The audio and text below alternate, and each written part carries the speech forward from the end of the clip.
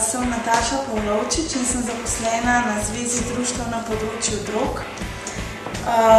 Zdaj bom večkrat povedala o zvezi, s čim se ukvarjam.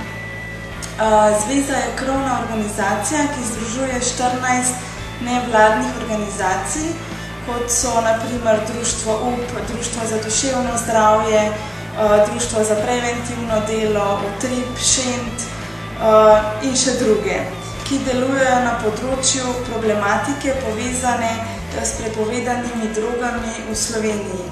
Ustanovljena je bila leta 2000 z namenom izboljšanja pogojev za delovanje nevladnih organizacij na tem področju, ter z namenom podpore svojim članicam v smeri dvigovanja kakovosti uresničevanja njihovega poslanstva.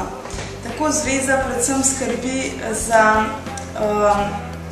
socialni dialog z Vlado Republike Slovenije, predvsem z ministrstvi, ki so pristojna za to področje, skrbi za zagotavljanje ustreznega informiranja javnosti o dosežkih delovanja naših članic in o problematiki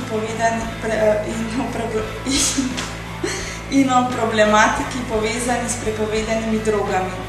Skrbi za medsebojno povezovanje in koalicijsko delovanje svojih članic pri realizaciji posamičnih projektov in tudi za izobraževanje in informiranje svojih članic.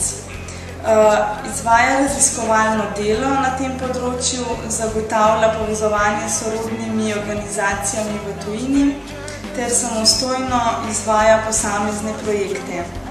Zdaj, to je bilo tako na kratko, če pa še želite, si lahko pogledate na naši spletni strani zveza drog nvo-slo.si.